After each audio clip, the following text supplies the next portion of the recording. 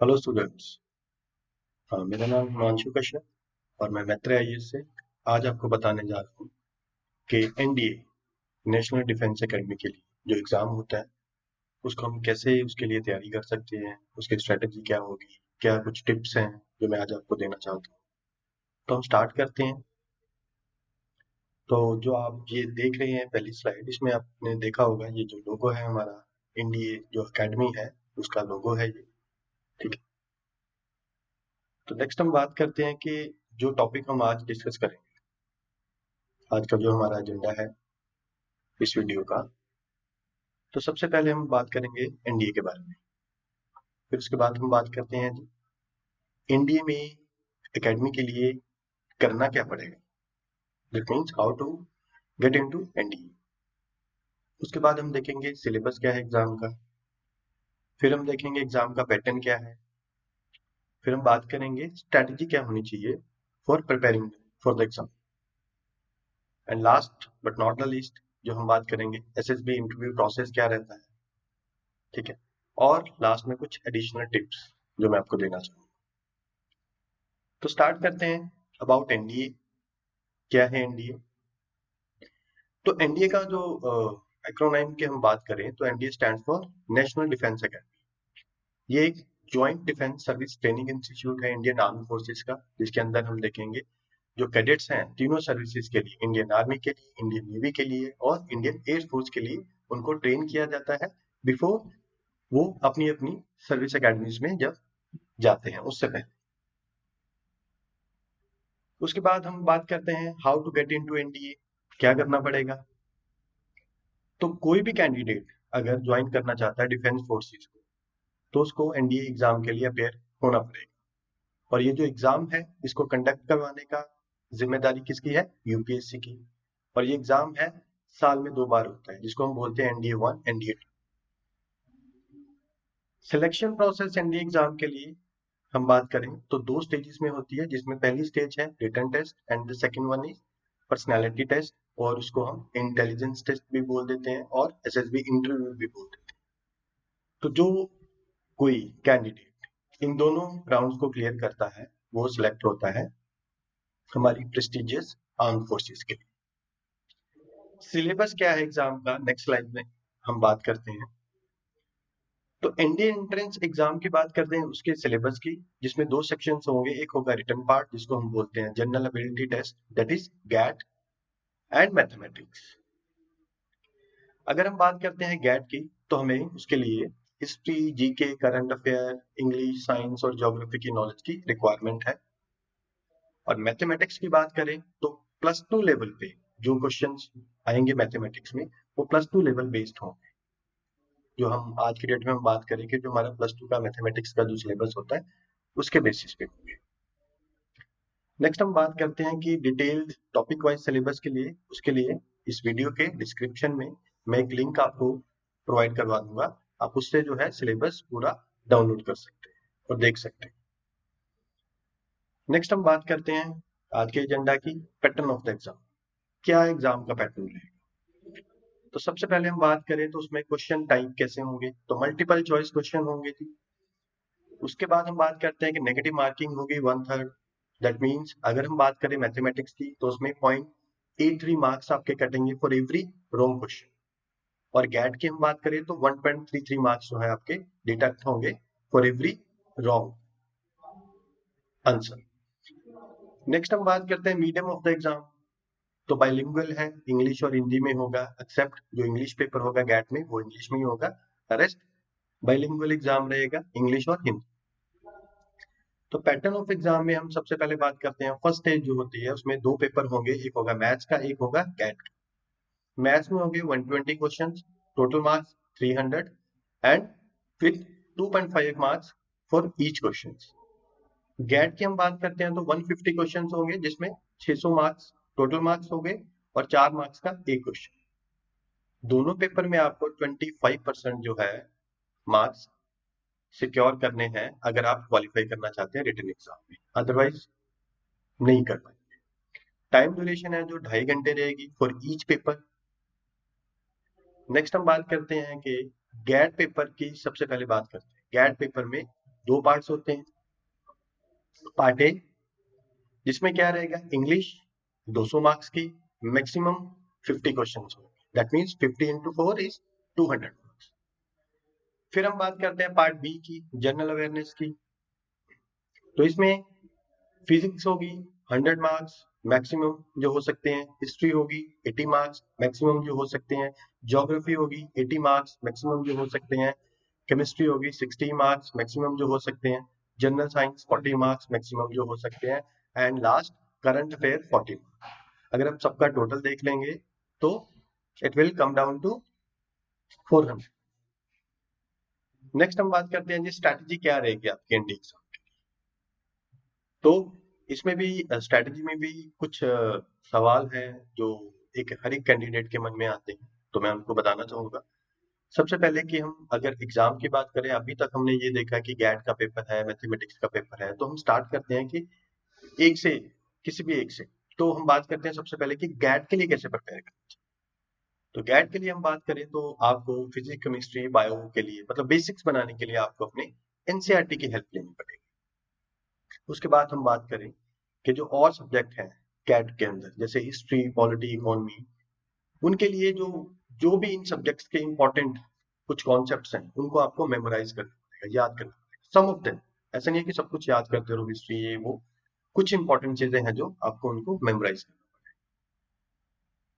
तो गैट के लिए लास्ट जो मेरा मंत्रा है उसमें मैं ये बोलना चाहूंगा कि जितने भी सिलेबस है, जो आप सिलेबस जो डाउनलोड कर लेंगे उसके जितने टॉपिक्स हैं, सब टॉपिक्स हैं, आप उनको थॉरली प्रिपेयर करना है। And in GAT paper English में अगर हम देखेंगे तो grammar is of utmost importance. तो आपको ग्रामर के जो रूल्स हैं उनको एक बार ब्रश अप करना पड़ेगा। नेक्स्ट हम बात करते हैं कि how to prepare for mathematics. जैसे हमने अभी बात की है गैट के लिए, तो अब हम बात करेंगे मैथमेटिक्स के लिए। तो उसमें सबसे इंपॉर्टेंट है कि आपकी कैलकुलेशन अच्छी होनी चाहिए। मीन्स अच्छी का मतलब यहाँ पे क्या है कि आपकी स्पीड जो है कैलकुलेशन में बहुत अच्छी रहनी चाहिए, सो दैट कि एग्जाम में आपको कम से कम टाइम में आप ज्यादा से ज्यादा क्वेश्चन अटेम्प्ट कर सकें। ठीक है। फिर उसके बाद हम बात करते हैं कि आपको कुछ इंपॉर्टेंट टॉपिक्स हैं, जैसे हम बात करते हैं प्रोबेबिलिटी, बायनोमियल डिस्ट्रीब्यूशन, ट्रिग्नोमेट्री। तो ये इंपॉर्टेंट टॉपिक्स हैं मैथ्स के, उन पे थोड़ा ज्यादा ध्यान देना चाहिए। ठीक है जी, उनको इंपॉर्टेंट टॉपिक्स को पहले कर लीजिए। उसके बाद हम बात करते हैं कि टाइम टेबल। तो आपको अपने वीक एरियाज को अच्छा करने के लिए आपको टाइम टेबल फॉलो करना पड़ेगा, बनाना पड़ेगा, उसके अकॉर्डिंगली आप अपनी तैयारी कीजिए। मोस्ट इंपॉर्टेंटली नेक्स्ट स्टेप जो मेरा है कि जो प्रीवियस ईयर पेपर्स हैं उनको प्रैक्टिस कीजिए, सो दैट आपको समझ में आए कि क्या पैटर्न रहता है एग्जाम का, किस टॉपिक में कितनी डेप्थ तक आपको पढ़ना है। ठीक है, सो दैट कि आपको एग्जाम में आपको ऐसा लगे कि सरप्राइज मिल गया। मैथमेटिक्स के लिए मैं एक और आपको फॉर्मूला देना चाहूंगा कि आपको स्क्वायर रूट है, क्यूब रूट है, या फिर जितने भी शॉर्टकट्स हैं उनको आप कोशिश कीजिए कि मेमोराइज कर पाए, सो दैट कि आप एग्जाम के टाइम में अपने टाइम को बेटर मैनेज कर पाए। एंड लास्टली, ब्लाइंडली आपको कोई गेस नहीं लगाना है एग्जाम में क्वेश्चन के ऊपर कि ये ए ठीक होगा, ये बी ठीक होगा, because there is a negative marking, जो मैं अभी आपको पहले बता चुका हूँ। नेक्स्ट जो फेज है इसका, सेकंड फेज की अगर हम बात बोलें कि when you got cleared in the written examination, तो आपको बुलाया जाता है एसएसबी इंटरव्यू के लिए। तो एसएसबी इंटरव्यू है सर्विस सिलेक्शन बोर्ड, जो कि डिफेंस मिनिस्ट्री द्वारा बनाया जाता है, सो दैट की वो जो ये रिक्रूटमेंट है ऑफिसर्स की in the various arm forces उनको कर सके। ठीक है। तो यहाँ पे हम बात करें तो एसएसबी इंटरव्यू की दो स्टेजेस होती हैं। तो पहली स्टेज की बात करते हैं हम, इसको बोलते हैं स्क्रीनिंग टेस्ट। इसमें क्या होगा, हमारा verbal and non verbal test, then PPBT जिसको हम बोलते हैं picture perception and discussion test. जो कैंडिडेट इस स्टेज को क्लियर करेंगे वो ही फॉरवर्डेड होंगे टुवर्ड्स स्टेज 2। तो इसी में हम बात करते हैं स्टेज 2 की।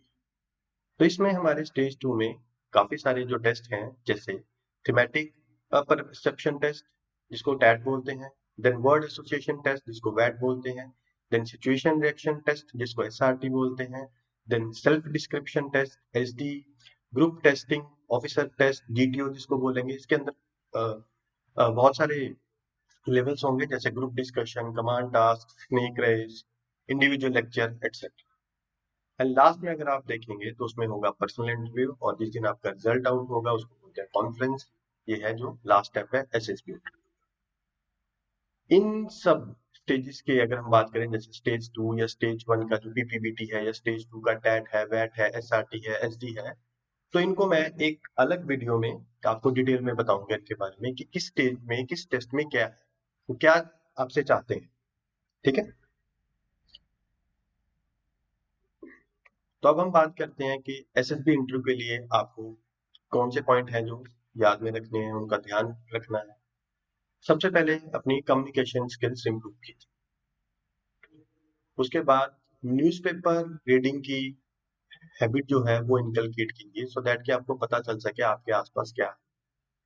सारी न्यूज़ जो है, नेशनल इंटरनेशनल इवेंट्स, कोई अवार्ड रिकॉग्निशन, ये वो जो सब कुछ मिल रहा है, तो आपको वो पता होना चाहिए। एंड लास्टली, बिकॉज वहां पे आपको कुछ फिजिकल भी करना पड़ेगा, कुछ जो टेस्ट हैं उनमें फिजिकल एक्टिविटीज इन्वॉल्व हैं, तो you need to stay physically and mentally fit. Mentally तो चाहिए, तो आपको फिजिकली भी फिट। तो अगली स्लाइड में मैं आपको बताना चाहूंगा कुछ एडिशनल टिप्स जो मैंने अभी तक आपको बताया है। पेपर क्या है, पैटर्न क्या है, स्ट्रेटजी क्या है, तो अभी मैं आपको कुछ और टिप्स बताना चाहूंगा। जैसे सबसे पहले हम बात करें पर्सनैलिटी डेवलपमेंट, तो पर्सनैलिटी डेवलपमेंट के लिए मैं आपको बोलना चाहूंगा कि आपको अपनी कम्युनिकेशन स्किल्स पे फोकस करना है। ठीक है, जैसे जनरल नॉलेज है अपने जो, उनको अच्छा करना है। ठीक है, उसके बाद हम बात करते हैं सिलेबस कंप्लीशन एंड रिवीजन।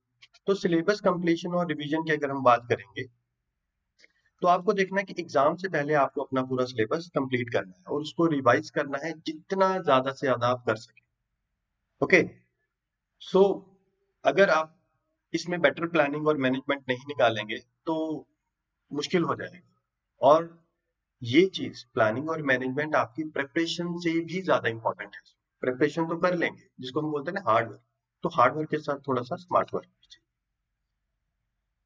उसके बाद हम बात करते हैं फाउंडेशन मस्ट बी स्ट्रॉन्ग। इसका क्या मतलब है? इसका मतलब है कि आपको you need to build up your base.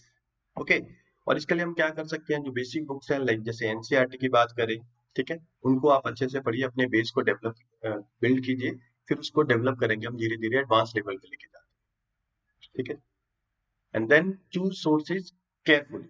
इसमें क्या है, इसमें क्या है, मैं ये कहना चाहूंगा कि आप सिर्फ बुलेट पॉइंट्स एमसीक्यूज से ही तैयारी ना करें, उन पे ही डिपेंडेंट ना रहे। आपको बुक्स भी पढ़नी है, तो आपके जो सोर्सेज है वो अच्छे होने चाहिए, क्वालिटी सोर्सेज होने चाहिए। आप स्टडी कीजिए, बुक्स के थ्रू कीजिए, ठीक है, सिर्फ एमसीक्यूज पे डिपेंडेंट ना। नेक्स्ट हम बात करते हैं, you need to read newspaper. अब न्यूज़पेपर का मैं पहले भी जैसे बता चुका हूँ, तो आप न्यूज़ देख सकते हैं, उसके लिए न्यूज़पेपर पढ़ सकते हैं, सो दैट कि आपको पता चले कि आपके आसपास क्या है, नेशनल इंटरनेशनल इंपॉर्टेंस पे जो भी आपकी न्यूज़ है उनका एक ग्लास आपके पास होना चाहिए। ठीक है, उसके बाद हम बात करते हैं शॉर्ट एंड क्रिस्पी नोट्स।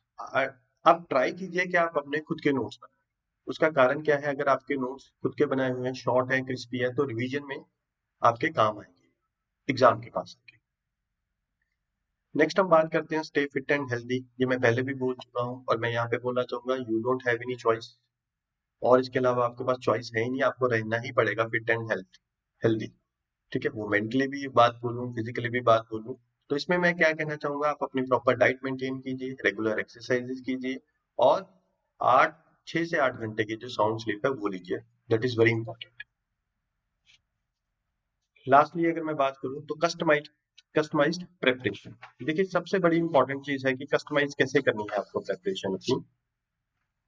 तो आप सिलेबस जो है अपने पास रखिए, ठीक है, you just need to carry syllabus along with you. उससे होगा क्या कि आपके सारे टॉपिक्स कवर हो जाएंगे जो सिलेबस में है। ठीक है, और उसके अकॉर्डिंगली ही टाइम टेबल बनाइए जितनी आपको जरूरत है। मान लीजिए आपके पास 2 महीने हैं, तो आप उसके अकॉर्डिंगली बनाइए। मैं 8 घंटे दे सकता हूँ, मैं 6 घंटे दे सकता हूँ, तो आपको कस्टमाइज करना पड़ेगा।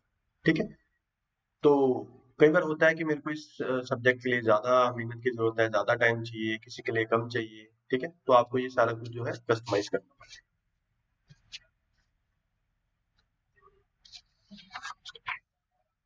तो इन सब के बाद मैं आपको बोलूंगा कि थैंक्स आज की इस वीडियो के लिए। तो आप तैयारी शुरू कीजिए और अच्छे से परफॉर्म कीजिए। ये हमारी डिटेल है मैत्री आईएएस की, ये हमारे फ़ोन नंबर्स हैं और नीचे अगर आप देखेंगे तो ये हमारा एड्रेस है। तो wish you all the very best इस साल का जो एग्ज़ाम है उसके लिए भी, या जो कोई आगे आने वाले टाइम में एग्ज़ाम के लिए तैयारी करना चाहता है उसके लिए। Thank you very much. All the best.